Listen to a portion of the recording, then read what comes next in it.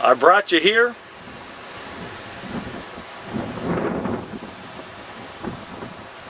I'm going to go try to find a quieter spot so I can talk to you and tell you what I found out about the wonderful year that you guys were born in, 1938. Alright, talk to you in a few.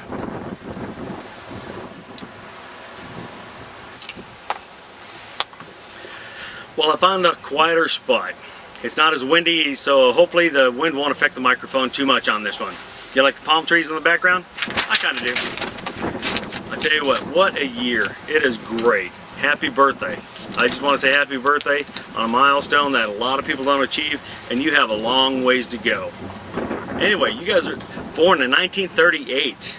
1938, what a wonderful year. Roosevelt was president. John Garner was vice president. I told you I'm still here at Ripley's, believe it or not.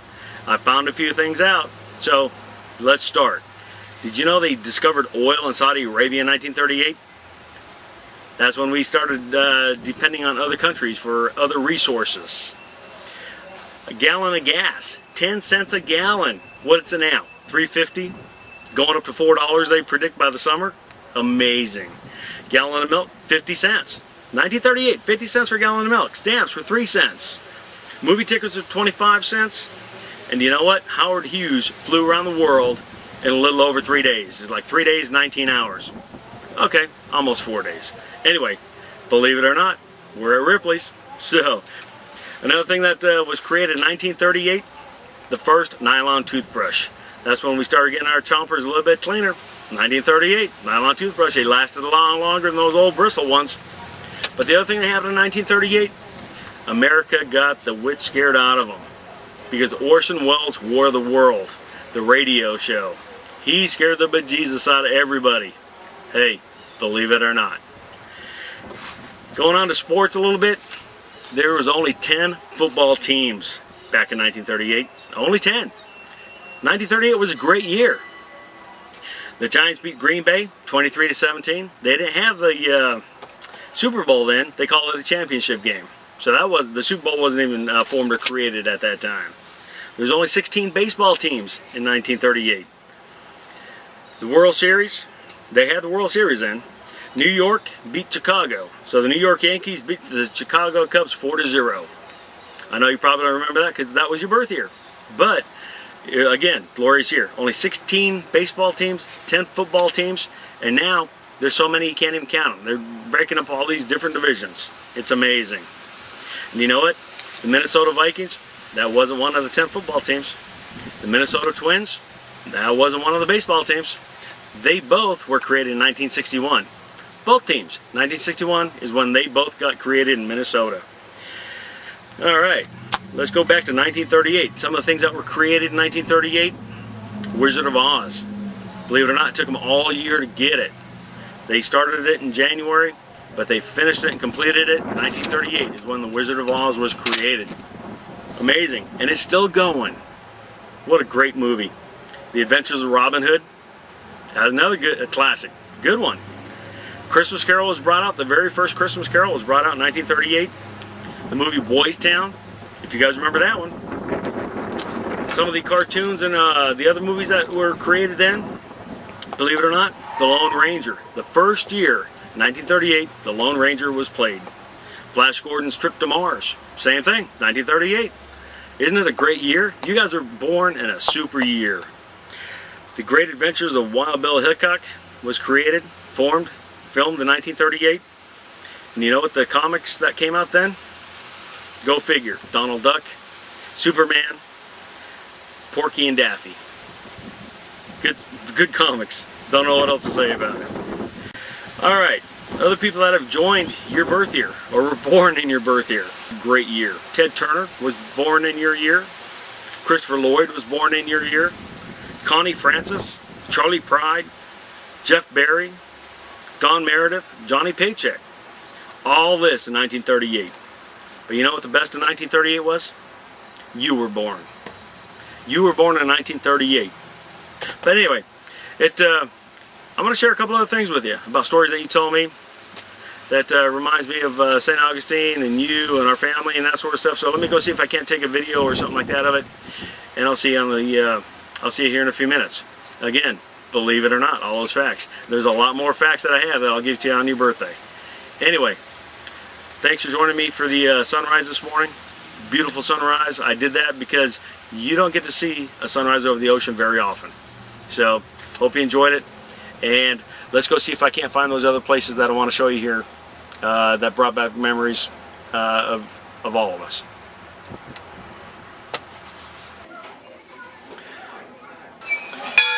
I forgot the bell. You guys said you used to have a bell at the schoolhouse.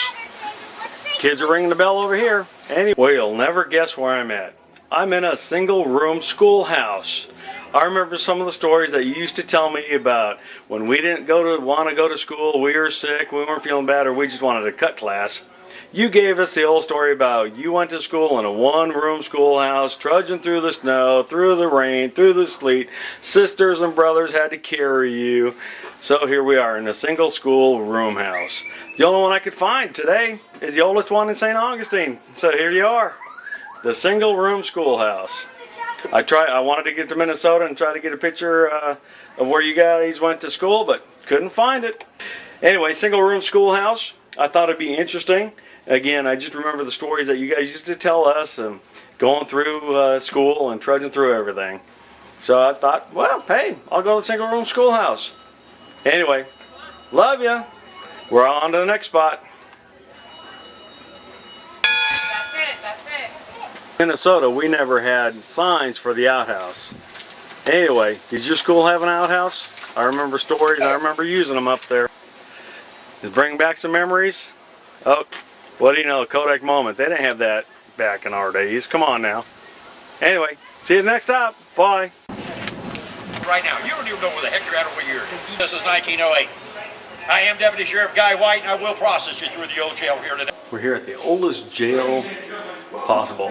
Nice small room, one little bunk, and there's the toilet. You're probably wondering why I brought you to the jail, but I'll explain it here in a little bit. Not a good living at all. That's good. Picture taken. But this was a special event this day. Pictures will answer the question why I'm showing you the jail later. Bye. This jail was in use until 1953, 1891, until 1953, a long time.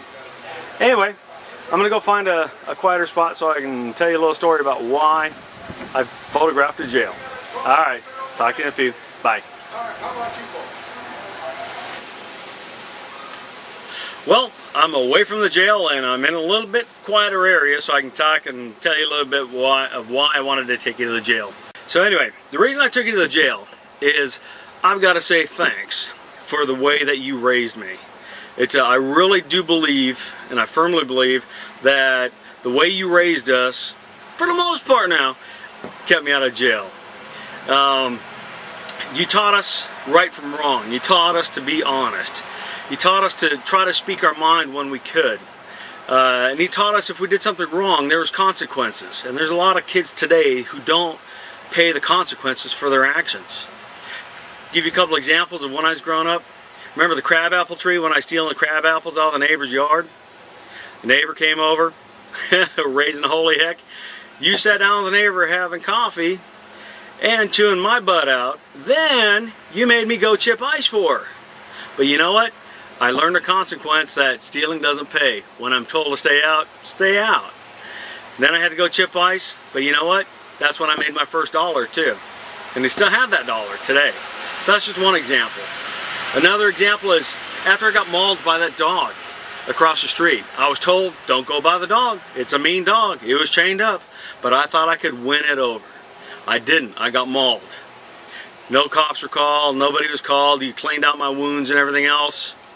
But then the postman, remember the postman? Came walking by and he had that little thing of mace on his bag. When he went up to the door, I ran around, I grabbed the mace off his bag. I had to make sure it worked. So what I do?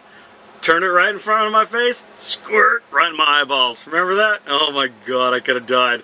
I was screaming, I ran in the house. The postman came running in behind me saying, I didn't do it, he stole it off my bag. So what'd you do? You and the postman had a cup of coffee again. I don't know what it is with you and I get in trouble. You have coffee with the people that are doing it now. Come on. Anyway, so it was a good time. You wash my eyes out. Again, Consequences to my actions. They didn't press charges. The postman thought it was funnier than heck. You thought it was funnier than heck. I was crying my eyes out, but I learned my lesson. Don't do it. Consequences again. So, another time, you weren't getting any mail. I forgot what happened, but we weren't getting any mail, and you're complaining that, you know, we should have mail coming in and that sort of stuff. So, I felt bad. So, I went and got a bunch of mail. Remember, I went around the block and I took all the neighbors' mail so I could get mail for us? Well, yeah, I got a few straps across my butt for that one. I had to go return the mail to the neighbors. I was trying to help, but it was the wrong kind of help. But you see, you developed my character, you developed responsibility, you taught me right from wrong, and that's why I'm bringing some of these things out. Oh, man.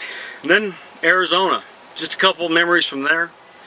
When I took some candy from Lucky's supermarket one time, you kicked my butt, you marched me right into the manager, and you told the manager that I had something to give and say to him, and if he wanted to do anything to let us know, or let you know. I had to give the candy back. I felt so bad. The manager, he didn't do anything, but he said if you ever do it again, he's going to have me sweeping floors and stuff. But again, no cops were called. Consequences for our actions. Again, learning right from wrong. I wish more parents today would do that with their kids. Another one.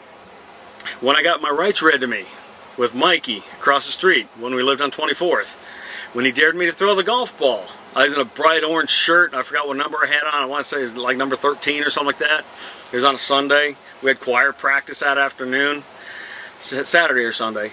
But Mikey dared me to throw the golf ball at the house across the lot over by Bob's house. I threw it, but not hard enough. But the lady saw the bright orange shirt. She saw me throw the ball. Call the cops.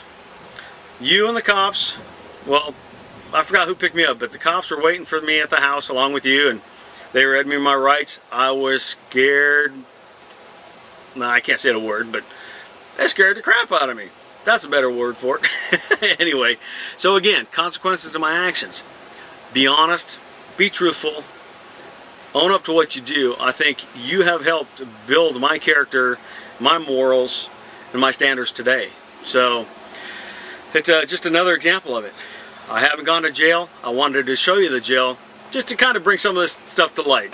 And so thanks. I just have to say thanks, and that's why I wanted to show you the jail. Just to kind of, a little comedy there for the things that I grew up with and show you a little example there. Anyway, got one more stop here in St. Augustine that I want to take you to. It's called the Fountain of Youth. By the time you've seen the rest of this, I'm not a good cameraman, but I think you know where I'm going with the Fountain of Youth one. Anyway, talk to you in a few. Bye.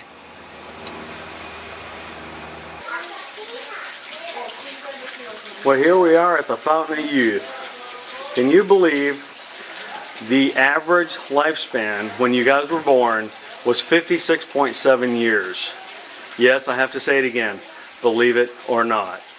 And it's your 70th birthday. So, you know why I'm here. I'm going to get us some Fountain of Youth water. We're going to drink it together on your birthday or whenever I see you next.